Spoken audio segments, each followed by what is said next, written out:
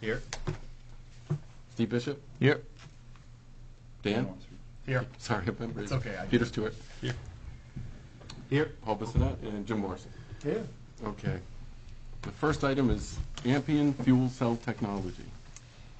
We have a person, I think her name is Tamara, that I'm going to call and put on speakerphone so that she can discuss it. But while we were just sitting here discussing this, if this is a power generation, which it is, it's for electricity, she told me it's going to be at Family Dollar, and that's not in the zone that allows for it. So we'll see if it's really at Family Dollar. And we've had no applications for the installation of this technology here in Bucksport.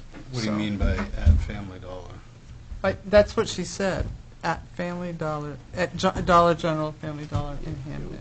In Bucksport, rather. I was going to say, if it's at Dollar General in Hamden, I think we're all set. It's not, that's not the right one. She said Bucksport.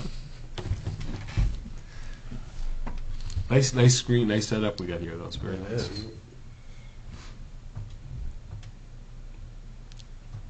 Can you see me? Now I need one for that side. Is it possible? Can we turn this There was a row question off? about the acreage. Does it work to turn this row down a little? Yeah, there we go. Thank you. That's great.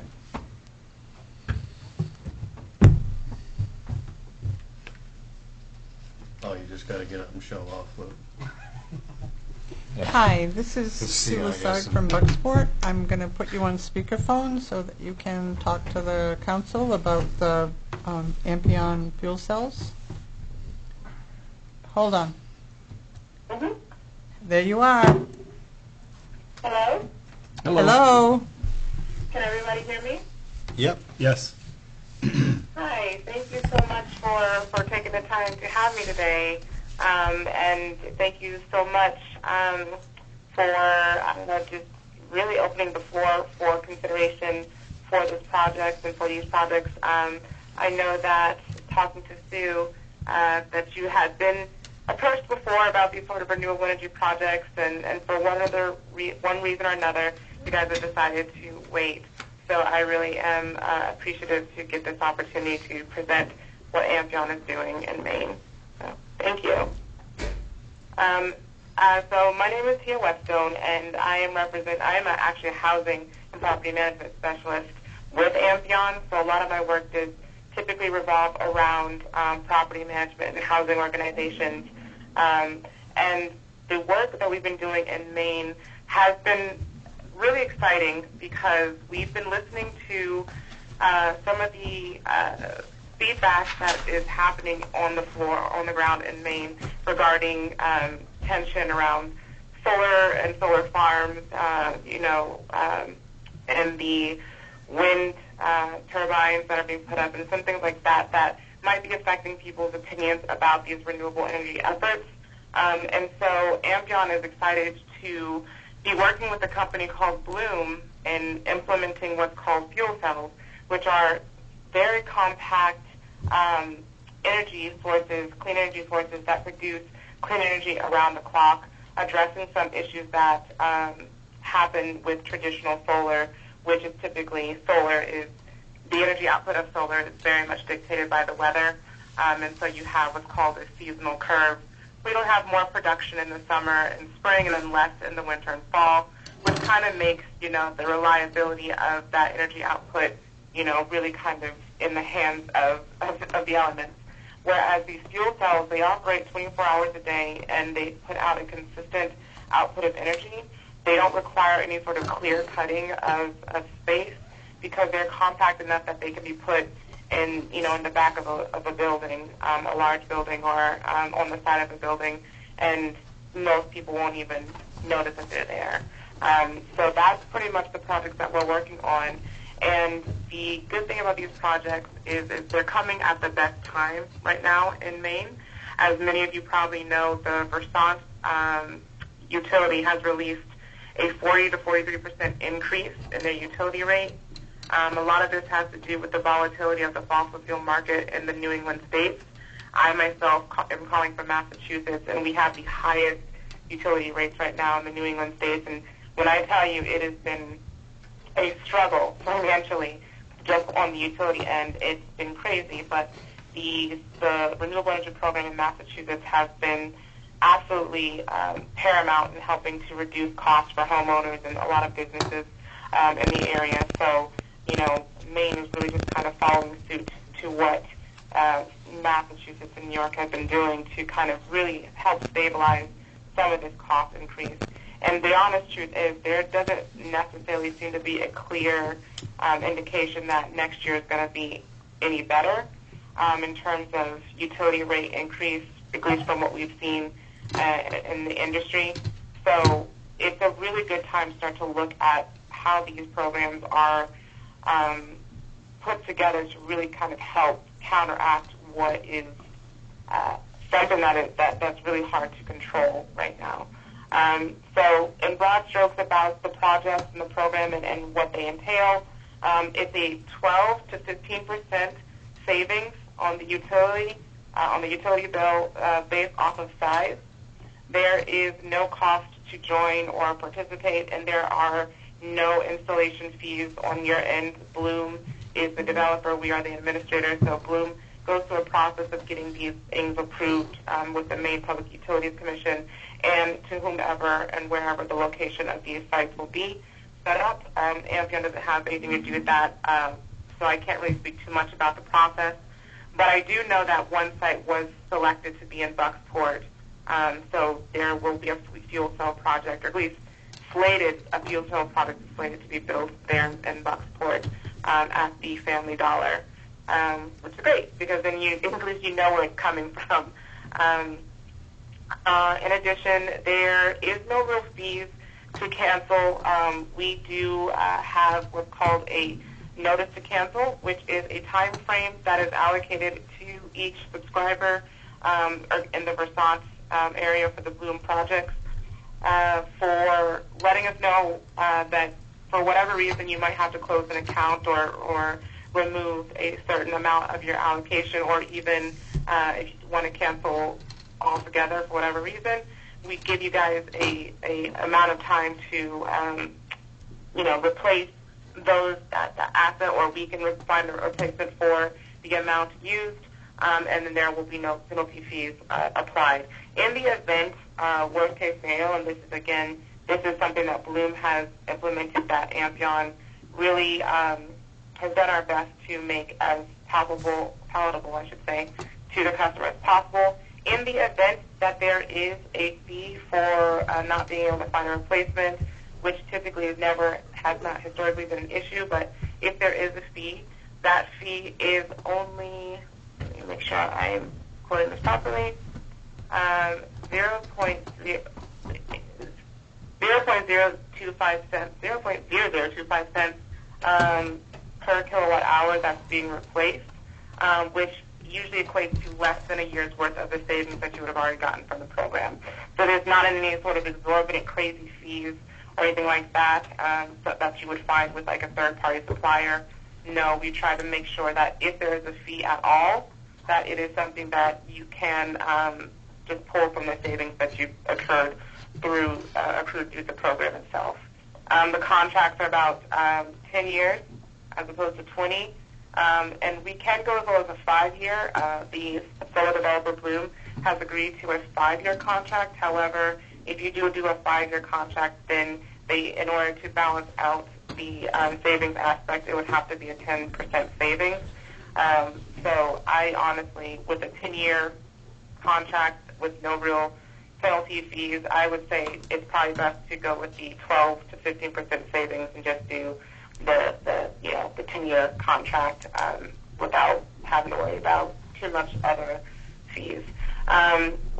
If you were to move forward, once the program is implemented, you would simply, any facility that gets enrolled through the program would continue to receive their utility bill as normal from Versant, and they would see a monetary line item on that bill that would say, community solar credits, or in this case, community distributed energy credits. And that is a monetary amount that would reduce what you pay. Because the fuel cells are more consistent with its output, we can get as close to net zero as we ever could with solar. So we're trying to bring those utility bills as close to $0 owed to the utility as possible through the fuel cells.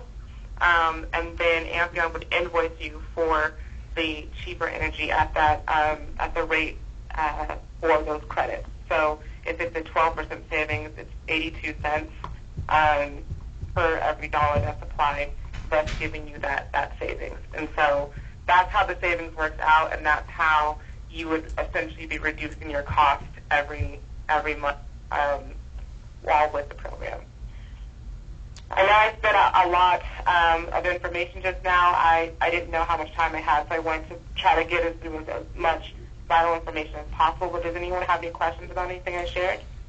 Yes. Go ahead, Paul. Yep. Well, where do I start? So it's at the Dollar General location. Where? And I'm not asking this to be snarky. It says this in the paperwork you provided. Is it in the parking lot? So it is going to be. Well, I don't have any sort of schematics. Again, Okay, you're not really. that's fine. We're not really privy as to the installation and building of the product. But I do know the address was, again, it says 124 US 1 Bucksport, which I believe is the Family Dollar. But again, the size of them, they're probably going to either be on the side of the building or the back of the building. Okay. Well, I don't know that. Am I correct in saying that that's not zoned for this type of installation? It is not zoned. We have an energy a zone in which power production is allowed, and Family Dollar power production for anything beyond the use of the facility that's on the building. If it was something that just powered Dollar General, that's one thing. But if it's something that powers off-site, it can only be in the industrial zone, and that facility is not in the industrial zone. I asked our code officer if he had heard anything from anyone in terms of permitting for any of this, and the answer is no. Or, we would have. What is the timeline on this project that you're talking about wanting the town to participate in? So I know that the fuel cell projects are going to start coming online this year, but they're doing it in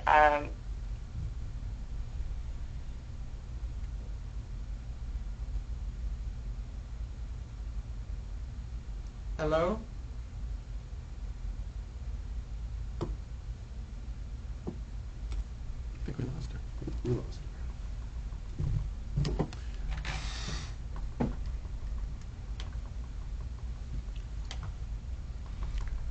Is Versant anywhere in town? Areas of Bucksport that have some versions, but not there. CMP, which You go out Millville Road, about halfway out, it switches to Versant. maybe Mast Hill or something like that. 46. You're Versant? No, You I'm, went no, I'm away. CMP, but Oh my just goodness! past I Long suppose, Pond. did I get disconnected? I do apologize. I don't know if that was my line or yours, but I think the ultimate question is here. I think we're putting the cart before the horse. We haven't had any applications for a building or even an ask of these to be put in here. So I don't think that there's any chance of us agreeing to anything until we even know if they can be put here. well, I'd have to defer to the developer, but I feel like that it's more of a site choice because they're looking at the grids and they're trying to find the best places to put these projects for mass optimization of the grid. So I think that might be a site choice. I don't know 100% because I don't know the layout of Bucksport any more than I know what Bloom's plans are. But in terms of how these things are set up, it's very new technology for us. We primarily worked in the solar, focused area, so it's all new to us as well. I know that they're very compact and small, so they don't require large amounts of space. But if you haven't received any sort of outreach from Bloom now, then that means that it's probably, I'm just, again, making an assumption here, but it's probably a project that's coming later that you will get notification about or get some sort of proposal from Bloom. because obviously they can't just put any of these things up willy-nilly. They have to get approved, but when it comes to the specifics of how that process is done, that is something that I don't have that insight to. They also, what you're saying though is that whether there's one in Bucksport or not, that you can sort of buy into this credit system, whether there's a location of fuel cells in Bucksport or it's in Presque Isle or some other location. Is that correct? Yes. So the projects, whether it be fuel cells or solar, they produce energy to the grid that the utility uses. So the utility has access to this clean energy as a way of being less reliant on the fossil fuel. And so as long as you're within that grid or grid system, you can still access that. So you couldn't, say, access a solar farm or a fuel cell project that was allocated for Central Maine Power any more than Central Maine Power could access one that's allocated for a response grid. So as long as you are allocated to a grid that you're on, you can still access that. Mm-hmm. We are Central Maine Power.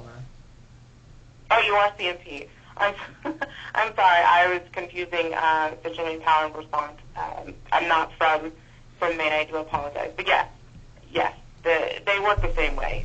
So as long as you are in CMP's grid, I do apologize. As long as you're on CMP's grid, then you can access any of the projects that are for CMP. So this is just another form of gaining net energy credits that the law has passed in the state of Maine, correct? Yes, it's just a new type of energy, more so as a result of some of the issues people have taken with the speed in which solar and some of the other renewable energy projects have come on. I'm no stranger to talking to a lot of the people in Maine. Is anyone familiar with the Boyd Smith of the Orono-Vesey Water District? No, but what we have already agreed to net energy credit billing with solar companies that we're committed to, and we can't break those agreements. Now, I'm glad you brought that up. Are those third-party suppliers? Or are you talking about a similar community solar or community distributed energy agreement? It's No, not community. ours is a purchase power arrangement with a solar company who did the installation. We have 6 years that we pay them instead of CMP for the power that's generated, and then in the 6th year, once the credit system is out, we have the opportunity to buy the system itself and then just have that system. We also have a solar system at our sewer treatment facility that offsets about 35% of the cost of it, Oh. but we own everything. We don't. Mm-hmm. We were offered by Yeah. some other net energy projects that one that is located in Bucksport, Amoresco, and the council chose at the time not to step into that arena at that Yes, time. actually, I think that was the beginning of the whole conversation. I had spoken to someone at the water treatment who was telling me about the fact that the water treatment had on-site solar, and there was still around 60%, I believe that was the number he quoted me, around 60% that was not covered by any sort of clean energy source.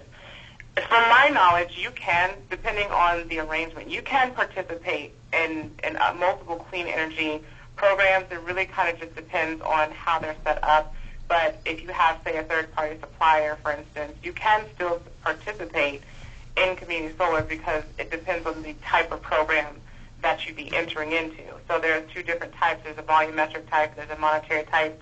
There's details there that I obviously don't want to weigh you down for those details currently. But essentially what it means is there's two different types of programs that look at either how much you're spending on energy or how much you're using on energy. And depending on which type of program works best for your facilities, you can add additional offsets of these projects with whatever you're currently doing, and they wouldn't have no effect because it's only either looking at, again, how much you're spending and saying, great, we can offset even more of your spend based on the monetary program, or it's looking at how much you use in energy every year and saying, okay, we can offset an additional amount of your energy usage just by it coming from a separate source or whatever the case may be. And so we usually assess that when we look at the utility bills and we say, okay, these are the projects or these are the program types that these facilities fit in. And so, yes, these can take an additional allocation. You can, compound your savings, or no, due to X, Y, Z factor, you should stick with whatever you currently have now. So we are an advisor just as much as we are an administrator of the program and long-term customer service for those in the projects and programs. So we would never advise against anything that's going to we would never advise to do anything that's going to affect the positive outcome of whatever savings you're having. So if you have more savings with whatever you're doing now, and we can't add on to that, or enrolling the projects would somehow inhibit that, we would not advise you to do it. So, this is all for the success of the program at large in the state of Maine. So our obligation is to make sure that it's successful, and to do so, we are very transparent with how effective it would be for you to participate. Well, great. I thank you for providing that information. We'll digest it and await an application on Family Dollar. Great. Yeah, I'm actually curious myself, so I will do my due diligence to find out more. Again, it's usually something that it has to do with the developer, which is a totally different entity. But I want to dive in a little bit more myself in terms of how these projects are vastly different in terms of their setup process from, say, solar farms, which we have a very clear idea of how that happens. The land gets bought and then they are, cleared or whatever the case may be, unless they're bought by a farmer or something. But these fuel cells, since they don't require that, they're usually placed on, parking lots or back of buildings. So that's a whole different process that we've never had to, we've never encountered before. So I will do my due diligence and try to find out more information for you if I can. Great. Thank you. Thanks for reaching out, and hopefully we'll be in touch. Thank you. Absolutely. Well, thank you so much for your time. Susan, if you have any other questions, or if any of you have any questions that you couldn't think of during the session and you'd like me to answer them, you are all feel free to reach out to me via email, or this is my direct line, and I'll be more than happy to assist any way I can. Okay, great. Thanks so much. Thank you. Thank you. You have a great day. Bye. So the next item is the Historical Society, but we only have 5 minutes left in the meeting. Do we feel it's ample time, or? I don't know how much discussion we want to have. I mean, it seems like this is something we've talked quite a bit about. I dare say it's, as I mentioned a little while ago, it might be something that's approaching kicking the can down the road, and I don't know that we can do that much longer. I honestly feel like we're at a place where we do one of two things. We do nothing, or we do something that the Historical Society obviously has no interest in moving, and they're looking to expand what they have in their present location. I think if the council is willing to consider that, I think it would be wise to do that as part of the budget process and see where we stand over the course of the spring. So maybe we're kicking this down the road a little bit further, but not much further. See where we stand then, and see what the opinion of the council is then. But that's one person's opinion. Do you want to put a motion to it or table it? Or? I'm happy to. I know we're limited for time, but if there are other opinions, Luke, go ahead. Does it make sense to look at portions of the previous plan that was put forward or anything to get quotes so that you have numbers for budget for what you just said? I certainly, as me, I'm not opposed to that. I would want to know exactly the dollars and cents that we're talking about, so Yeah. the council could make an informed decision. Because otherwise we're just taking a shot in the dark, right? Of which design, though? Just the one that was proposed that Larry designed? or- Maybe we take a look at both, and the council decides how far down the road they want to go with this project, especially if it's going to stay right there. I mean, Councilor Eastman in the past has brought up reasonable objections as to why that might not be a good idea. Other people have talked about, perhaps why it might be a good idea, but I think that depends on how we use it overall.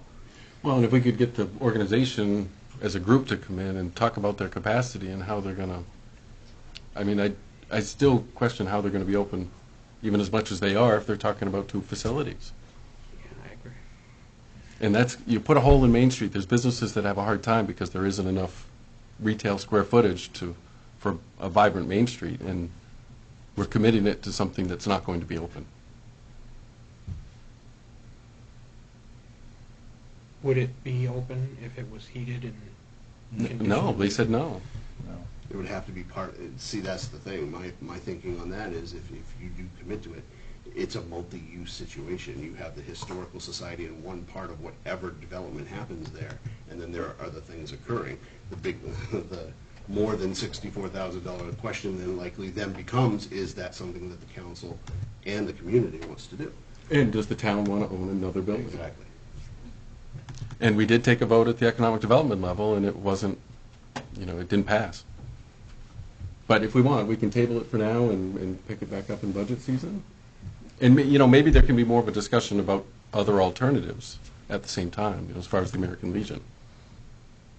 I think the dollars and cents at some level has to drive this conversation, and so as we're talking in budget, maybe that's when we'll know exactly what we have to work with, or what we don't have to work with. Okay, do you want to make a motion then? Sure. I'll move this discussion to a time during budget season, for lack of a better word. Second. Any other comments? Do we vote on this for this? We can. Okay. All those in favor? I don't think I can vote. You right? can't vote, We and you have can't vote, but everybody else can vote. we have 3. We're all voting? Yeah, Yeah. sure. Well, because there's no real committee. Because there's no committee? It's just the stuff that was held over from last. Yeah. Okay. meeting. All right. Motion passes, and Paul, to get a motion to adjourn. Move to adjourn. Second. All in favor? Okay. He's got about 2 minutes to step in. I had not even heard of that fuel cell technology. I looked it up and just did a quick review of it. It sounds kind of scary.